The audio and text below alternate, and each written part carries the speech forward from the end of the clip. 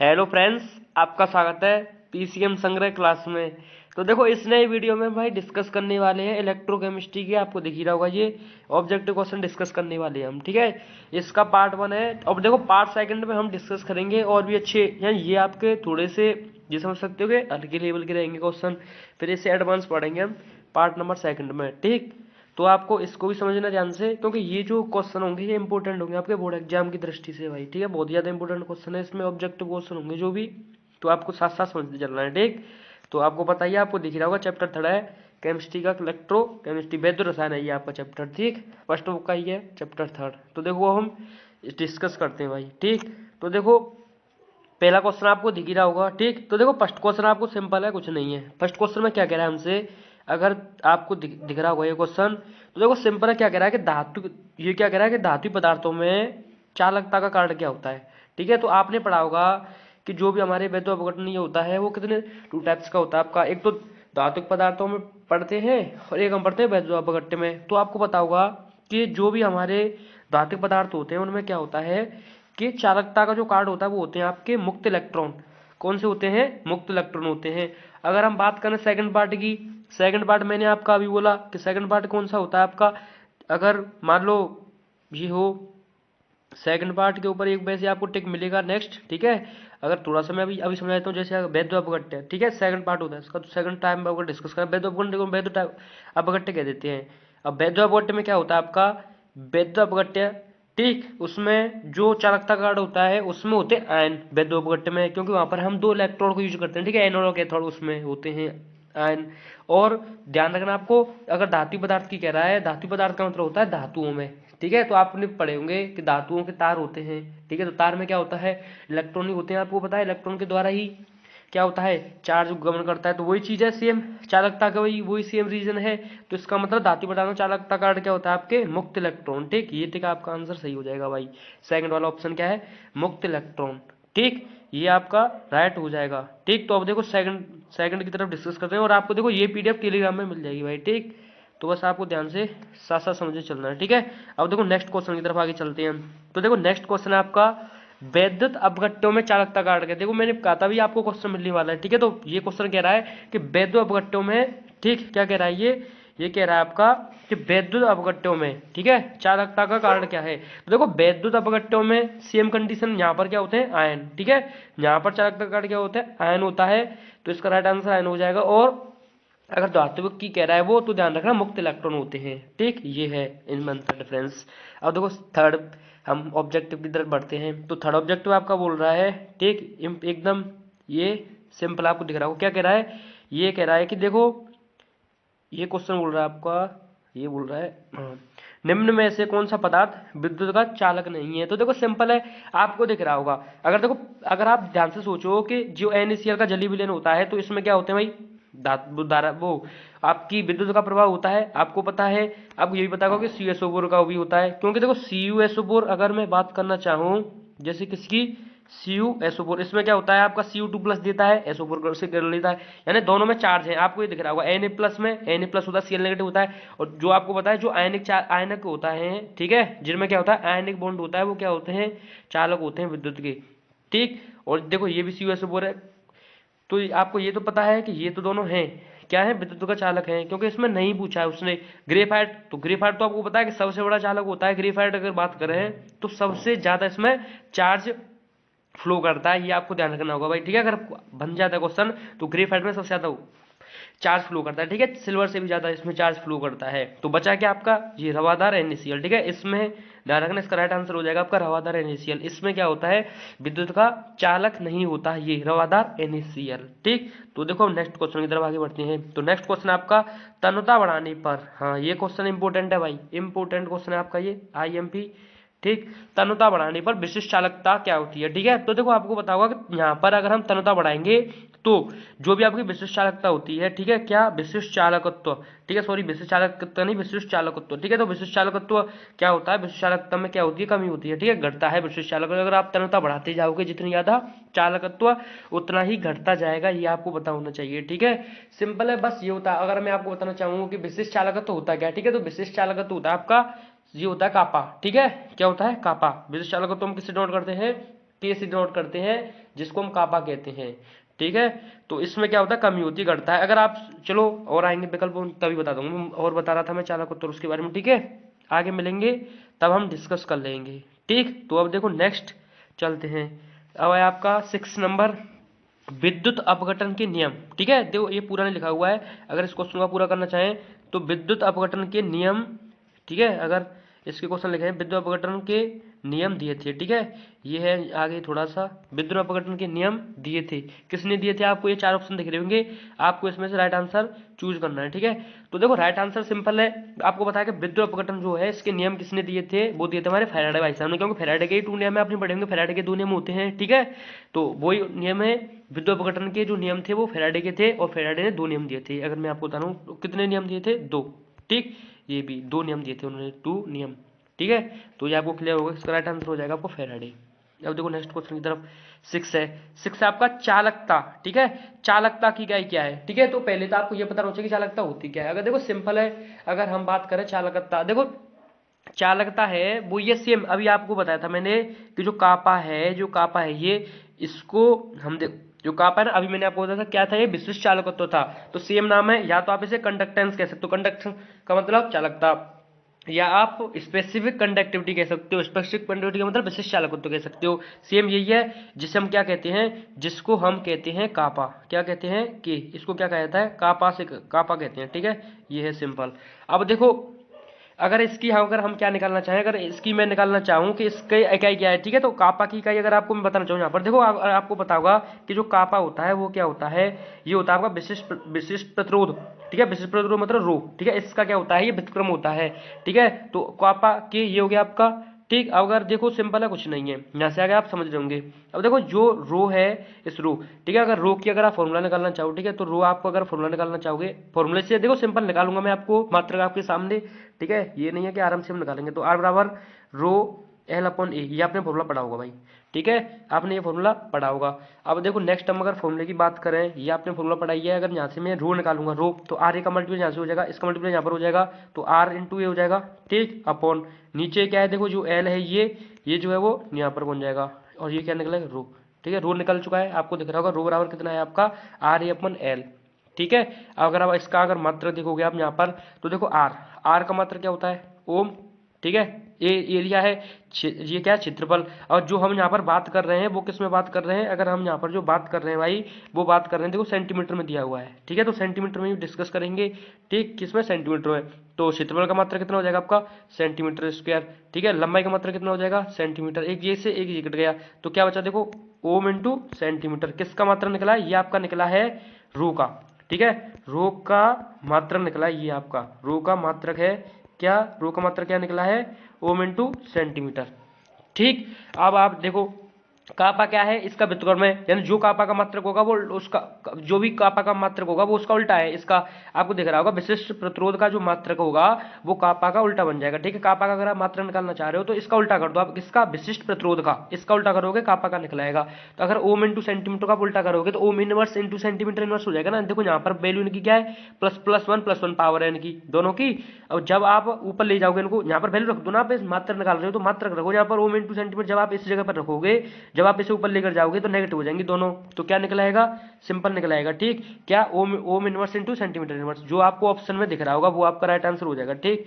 अगर मैं टिक करना चाहूँ तो देखो ये आपको दिख रहा होगा ओम इनवर्स इंटू सेंटीमीटर इनवर्स, ठीक है। ये राइट आंसर हो जाएगा भाई, ठीक है। इसका राइट आंसर आपको ये मिल जाएगा, ठीक, option C, ohm inverse into centimeter inverse, ठीक है। इंपॉर्टेंट है भाई, ये इंपॉर्टेंट है, ठीक। ये तो देखो अब हम नेक्स्ट की तरफ आगे बढ़ते हैं। अब है आपका 8, ठीक। 8 क्या, विशिष्ट प्रतिरोध, विशिष्ट प्रतिरोध अभी बात कर रहा था मैं, विशिष्ट प्रतिरोध अभी हमने मात्रा निकाला था, क्या था, विशिष्ट प्रतिरोध जो मात्रा निकाला था वो क्या निकला था, रो बराबर क्या था, आर ए अपॉन एल, ये था ना। रो बराबर फॉर्मूला जो निकला था R A upon L, R का मात्रा कितना होता है, ओम, इसका कितना होता है, क्षेत्रफल का, सेंटीमीटर की, सेंटीमीटर स्क्वायर में बात हो रही है, और एल का कितना होगा, सेंटीमीटर लंबाई का।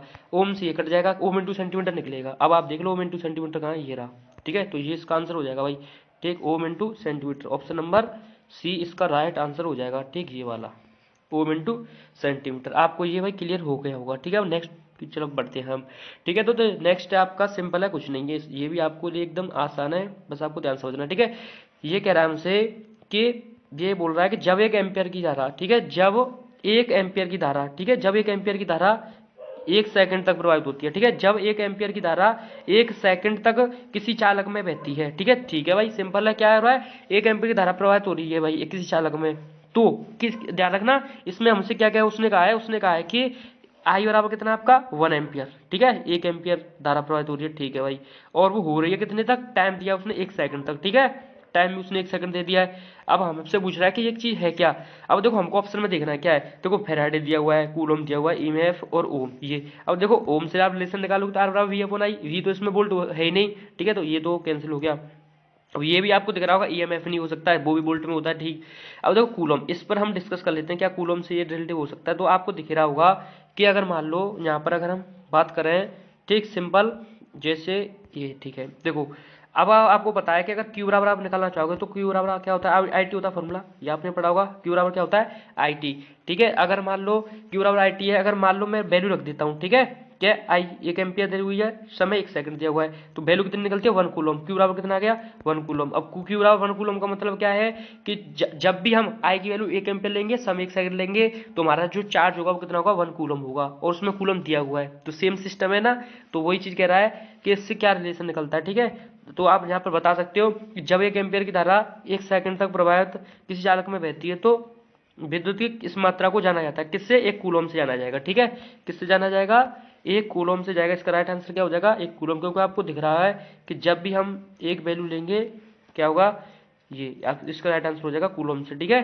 जो आपको दिख रहा है क्यू बराबर आई टी एक चीज है, जब भी हम किसी चालक में 1 एम्पियर 1 सेकंड तक प्रवाहित करते हैं तो उस मात्रा को जाना जाता है किससे, कूलम से, ठीक, ये आपको क्लियर हो गया होगा भाई, ठीक है। नेक्स्ट क्वेश्चन की तरफ आगे बढ़ते हैं, तो देखो ये आपका है क्वेश्चन नंबर 10, ठीक, देखो क्वेश्चन नंबर 10 क्या कह रहा है, क्वेश्चन नंबर 10 कह रहा है कि तुल्यांकी चालकता क्या है, ठीक है, तुल्यांकी चालकता की इकाई क्या है, इकाई का मतलब यूनिट पूछ रहा है ये हमसे, ठीक है। अब देखो यूनिट तो हम निकालते हैं, सिंपल है, यूनिट निकालने में कोई दिक्कत नहीं है क्या, क्योंकि आपको बस ये पता होना चाहिए कि तुल्यांकी चालकता का फॉर्मूला क्या होता है भाई, तभी तो निकालोगे ना, इसका फॉर्मूले से निकाल दोगे आप। तो देखो तुल्यांकी चालकता, ठीक है, तुल्यांकी चालकता पूछ रहा है, ये हमसे बात कर रहा है लैम्डा इक्विवेलेंट, ठीक है, लैम्डा इक्विवेलेंट का मात्रा पूछ रहा है, तो लैम्डा इक्विवेलेंट का फॉर्मूला होता है कापा इंटू 1000, ठीक है, अपॉन एम, एम ले सकते हो, सी ले सकते हो, ठीक है, ये जो होता है ये होता है आपका मोलर यहाँ पर हम जो बात करेंगे वो होती है तुल्यांकी सांद्रता, ठीक है, क्योंकि अगर मान लो अगर वो मोलर मोलर देखो इस जगह पर आपको दिख रहा होगा ये, ठीक है, ये रुको एक मिनट, ये क्या हो गया,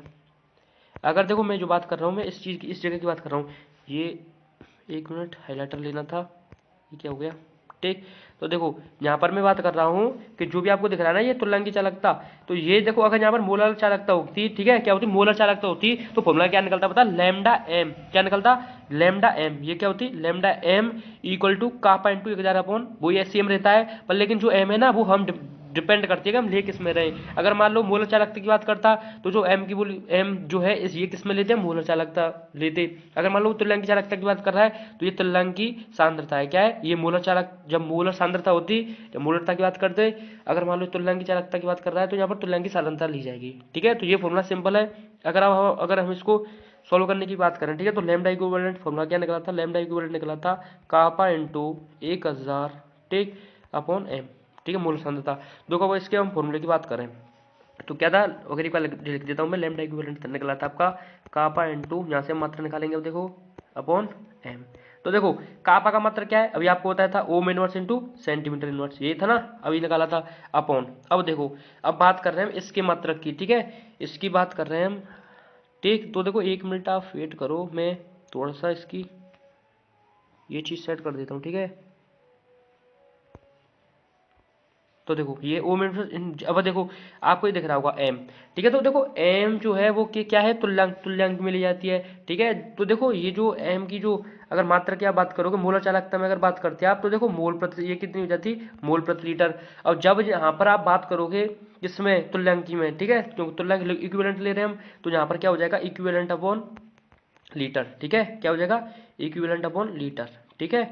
अब देखो जो लीटर होता है, अगर आप लीटर की बात करोगे तो लीटर होता है आपका 1000 सेंटीमीटर क्यूब, ठीक है, इसकी वैल्यू अगर बात करोगे क्या होती है 1000 सेंटीमीटर क्यूब, ठीक है, पर लेकिन हम तो मात्रा की बात कर रहे हैं तो उसे मात्रा डिस्कस करेंगे, ठीक है। तो देखो क्या है, सेंटीमीटर क्यूब। अब ध्यान समझना, जब आप करोगे इसके ऊपर क्या आ जाएगा, सेंटीमीटर क्यूब। जब आप सेंटीमीटर क्यूब को ऊपर लेकर जाओगे, ध्यान समझना, सेंटीमीटर को ऊपर लेकर जाओगे तो ये -1 पावर, ये 3 पावर, कितना बचेगा, कितना बचेगा, सेंटीमीटर स्क्वायर बचेगा। ओम इनवर्स तो पहले से ही था, वहां पर क्या था, ओम इनवर्स तो पहले से था ही, ठीक है।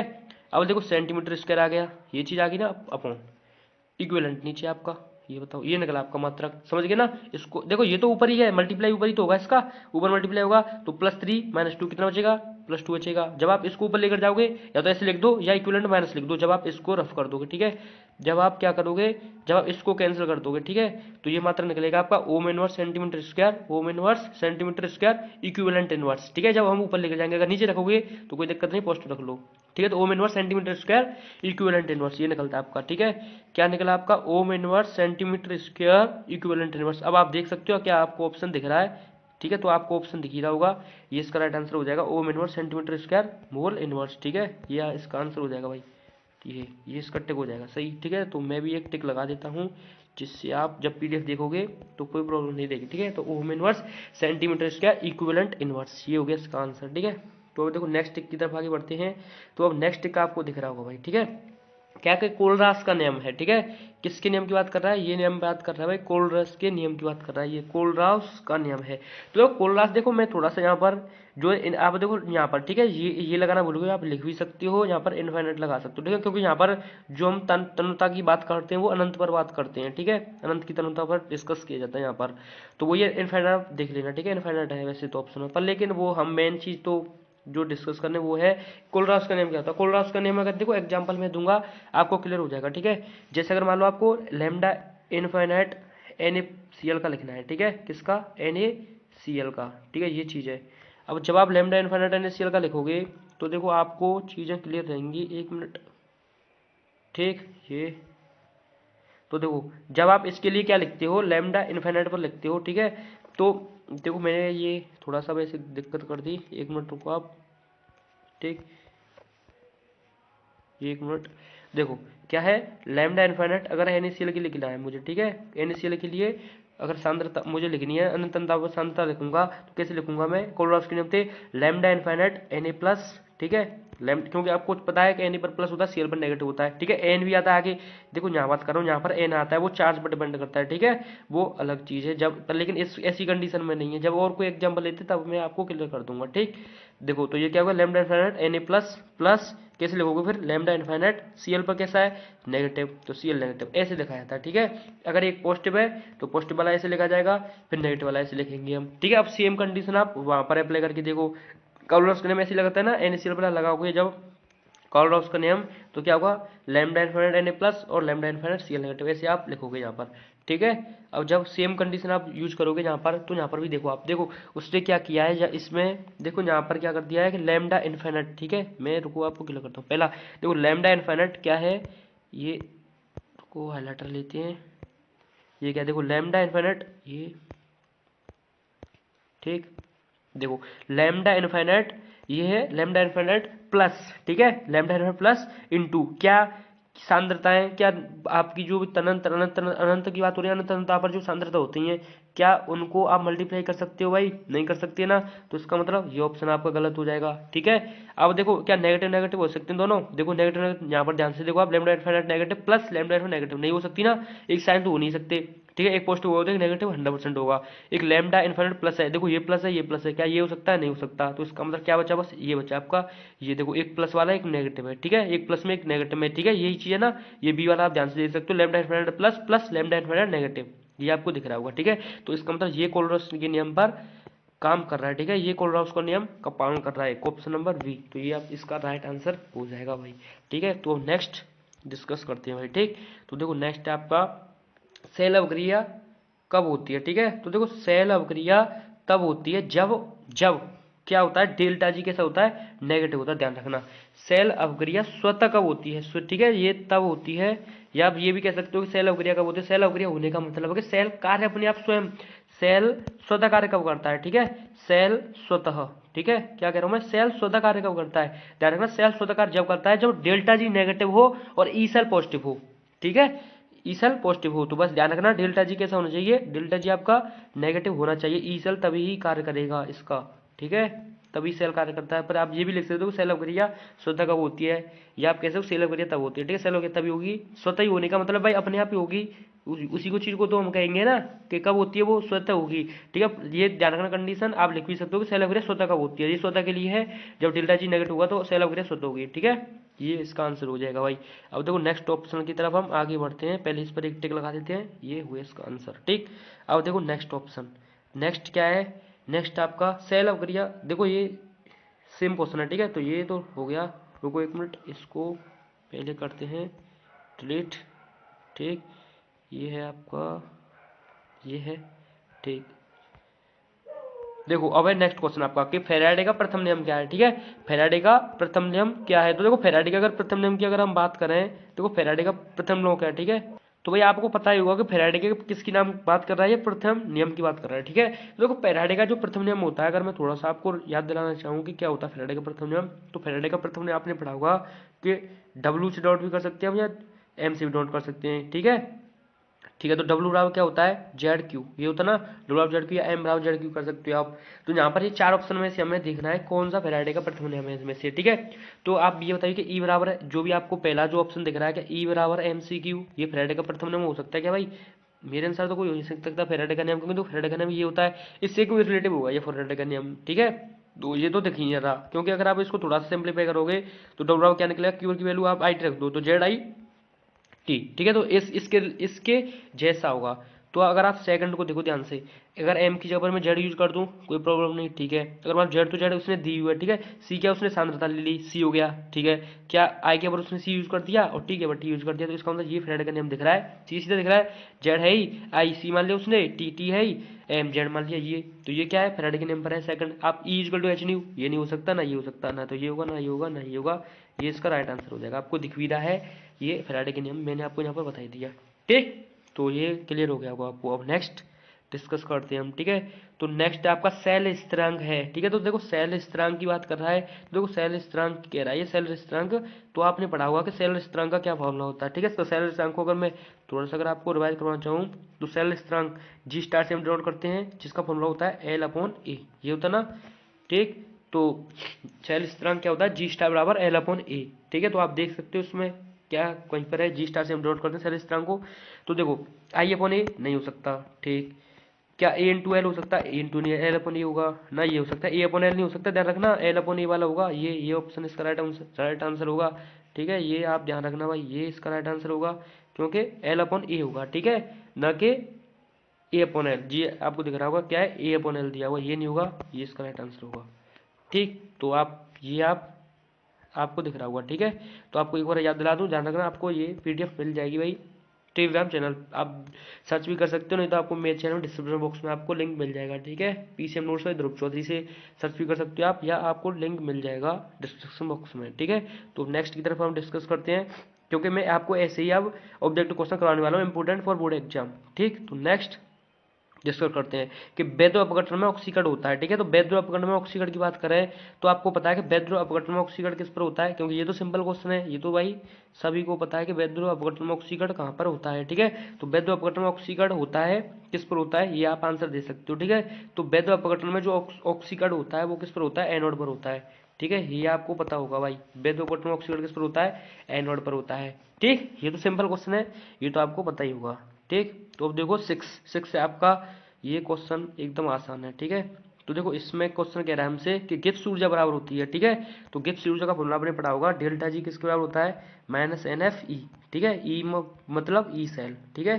तो डेल्टा जी बराबर क्या होता है, माइनस एन एफ ई, ये फॉर्मूला होता है, ठीक है। क्योंकि अगर हम डेल्टा जी की सिंपल फॉर्मूला की बात करें तो डेल्टा जी बराबर होता है माइनस निकाय द्वारा किया गया कुल कार्य, ठीक है। ये होता है निकाय द्वारा, ये फॉर्मूला यहाँ पर निकलता है, यानी जो नेगेटिव होता है वो पहले से ही दिया होता है डेल्टा जी में, ये चीज़ है, ठीक है। क्योंकि डेल्टा जी नेगेटिव होगा तभी सेल शुद्ध कार्य करेगा, इसलिए, ठीक है। तो ये नेगेटिव होता है पहले से ही यहाँ पर, तो वही है, यहाँ पर जो वैल्यू निकलती है वो सॉल्व करने के बाद क्या निकलती है, एन एफ ई, ठीक है।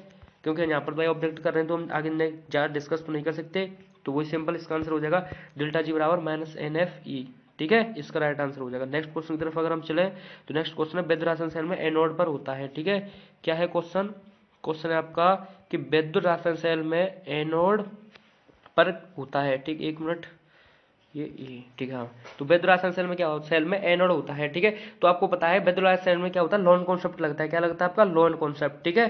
लोन कॉन्सेप्ट आप ध्यान से देख सकते हो। L4 क्या होता है, लेफ्ट, क्या होता है, L4 होता है आपका लेफ्ट, ठीक, लेफ्ट, ठीक। O4 होता है ऑक्सीडेशन, ठीक। A4 होता है एनोड और N4 होता है नेगेटिव, ठीक है, क्या होता है, नेगेटिव, ये चीज। तो आप देख सकते हो कि वैद्यनारायण क्या पूछ रहा है, एनोड पूछ रहा है। तो एनोड ये रहा कि भाई ए फॉर एनोड, और वो एनोड कैसा होगा, नेगेटिव होगा। देखो ये बोल रहा है कि जो भी ऑक्सीडेशन होगा वो लेफ्ट में होगा, और जो लेफ्ट होगा वो एनोड होगा, और एनोड होगा वो क्या होगा, नेगेटिव होगा। तो इसका मतलब एनोड कैसा होगा, नेगेटिव होगा। तो ये इसका राइट आंसर हो जाएगा भाई, ठीक। तो अब देखो नेक्स्ट क्वेश्चन की तरफ आगे बढ़ते हैं हम।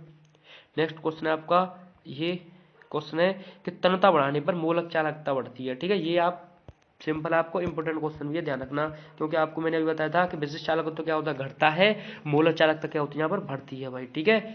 ये चीज है सिंपल। तो ये तो सिंपल क्वेश्चन है, ठीक। अब देखो नेक्स्ट क्वेश्चन की तरफ। अब बस इतने ही क्वेश्चन थे भाई, हम नेक्स्ट वीडियो में और इसके टेक डिस्कस करने वाले हैं, ठीक है। इससे रिलेटिव या नेक्स्ट चैप्टर में हम डिस्कस कर लेंगे। मैं आपको इंपोर्टेंट क्या करवाने वाला हूँ, मैं आपको ध्यान रखना आपके लिए इंपोर्टेंट क्वेश्चन करवाने वाला हूँ, ऐसे ही ऑब्जेक्टिव क्वेश्चन। पहले हम ऑब्जेक्टिव डिस्कस करेंगे, फिर हम लॉन्ग भी डिस्कस करेंगे, ठीक। और हम नेक्स्ट जो वीडियो आने वाला है उसको आप ध्यान रखना, पी ब्लॉक से रिलेटेड वीडियो आने वाला है। पी ब्लॉक की मैं आपको रिएक्शन करवाने वाला हूँ, ऑल रिएक्शन रिवीजन, ठीक है। रिएक्शन डिस्कस करेंगे ओनली, नो कॉन्सेप्ट नो कुछ, ओनली रिएक्शन डिस्कस करेंगे ट्रिक एंड कॉन्सेप्ट के साथ, ठीक है। तो इंपोर्टेंट रहेंगी भाई। बस आपसे बस यही रिक्वेस्ट है, आप अपनी भाई सपोर्ट करिए, प्लीज सब्सक्राइब एंड शेयर, ठीक। यूट्यूब चैनल पीसीएम संघ क्लासेस, ठीक। तो बस वीडियो देखने के लिए धन्यवाद। मिलते हैं आपसे नई वीडियो में, सब्सक्राइब एंड शेयर करना मत भूलना भाई, ठीक।